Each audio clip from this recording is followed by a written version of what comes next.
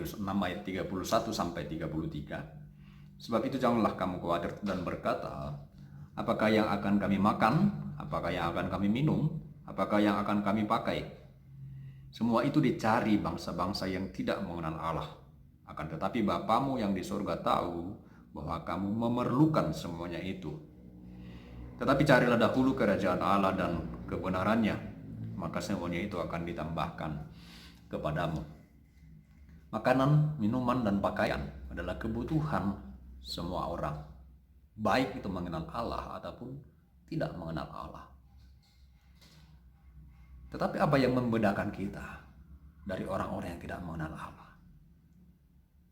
Ketika hidup kita tidak hanya ditujukan untuk memenuhi makanan, minuman, dan pakaian. Karena Bapa kita tahu bahwa kita juga membutuhkan itu, dan bangsa-bangsa yang tidak mengenal Dia pun mencari itu. Tetapi bagian firman Tuhan ini mengingatkan kita untuk memprioritaskan yang utama dan yang paling penting, yaitu mencari dahulu kerajaan Allah. Artinya apa?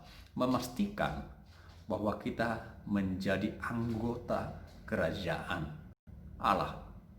Karena apa? Tidak ada gunanya kita berkelimpahan makanan, minuman, pakaian, dan kekayaan, tetapi kita masuk neraka.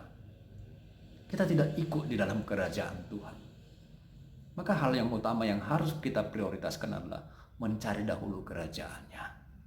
Bagian firman Tuhan yang lain mengatakan apa? Apa gunanya seorang memiliki dunia ini tetapi ia kehilangan nyawanya? Maka penting sekali bagi kita untuk memastikan bahwa diri kita ada di dalam pemerintahan Tuhan, di dalam kerajaan Tuhan, supaya kita tidak kehilangan nyawa kita di kemudian hari.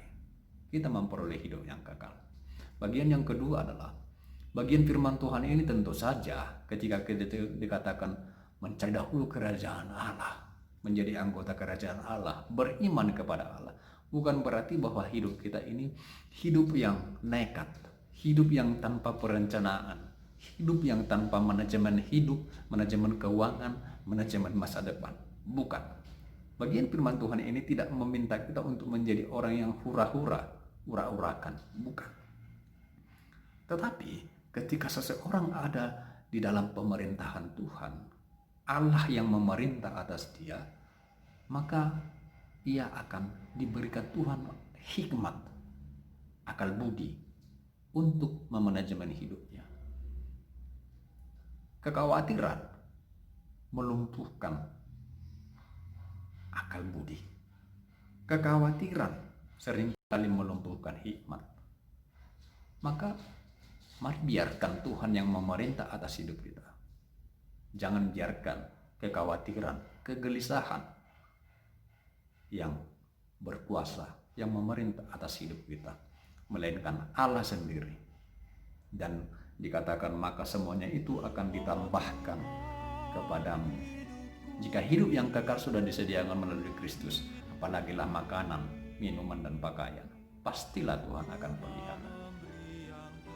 Selamat menikmati penggembalaan